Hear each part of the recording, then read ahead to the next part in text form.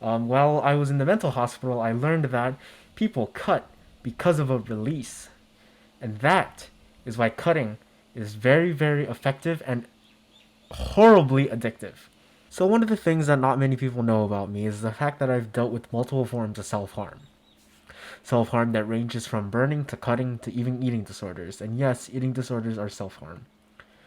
As someone who has suffered from multiple forms of, self harm, there's a thing or two that I learned about it.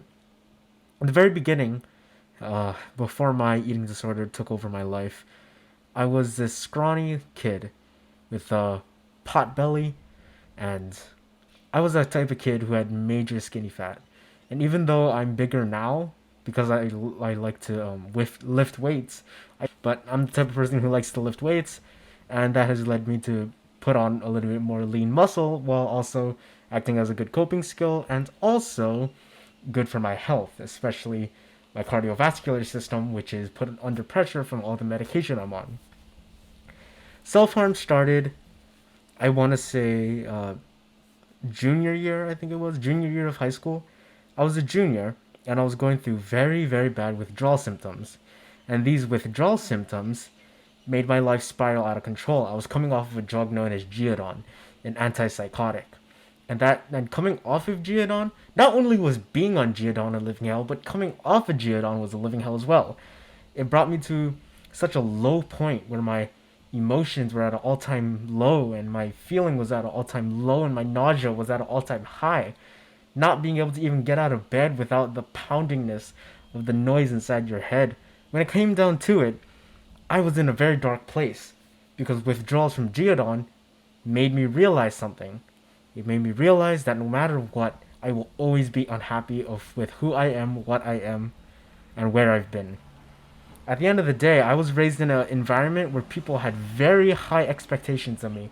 And I could ramble on and on about my eating disorder, but that's not what I'm here to talk to you about. I'm here to talk about cutting. Cutting was one of the things that has brought me a lot of trouble. See, when people cut, they don't cut because, oh my gosh, my girlfriend broke up with me. I'm gonna slit my wrist because I'm so depressed. When I was a little kid, that's what I thought cutting meant. When in reality, cutting is just a coping mechanism used to shift the attention from something that is stressing you to something that is a lot more concrete and grounded, like pain. It gives you a sort of release. While I was in the mental hospital, I learned that people cut because of a release. And that is why cutting is very, very effective and horribly addictive. When it came down to it, I was a consistent cutter for 7 months, not going a day without cutting myself.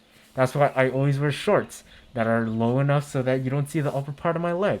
I talked to my doctor about this. I talked to my therapist about this. I talked to my psychiatrist about this. I talked to my therapist about this. But that's not what I'm here to tell you. I'm here to tell you that no matter how many times you bring that blade, you bring that razor down to the wrist, not once will it ever positively increase the chances of you getting out of whatever situation that you're in a positive way.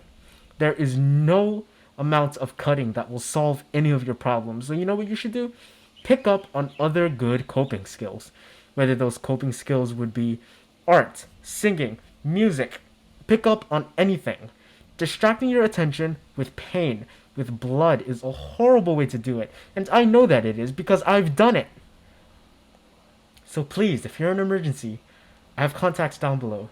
If you need someone to talk to, DM me. My links are down below. And remember that no matter how dire, no matter how horrible the situation you're in, you can always come back. You can always find the light at the end of the tunnel.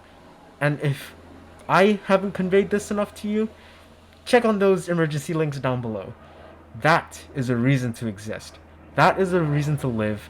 And that is a reason to believe that you are an amazing human being who not once in their entire life have made such a horrible mistake that they deserve to sit and wallow in self-hatred till they commit suicide. You don't deserve that. No one deserves that. And let me just say, as someone who has gotten over the addiction of what it's like to cut, it's not going to be easy. But it's a path worth taking. So I want to thank you all for watching. Like I said, emergency links down below. And I'll catch you in the next one. O hui ho, malamu pono.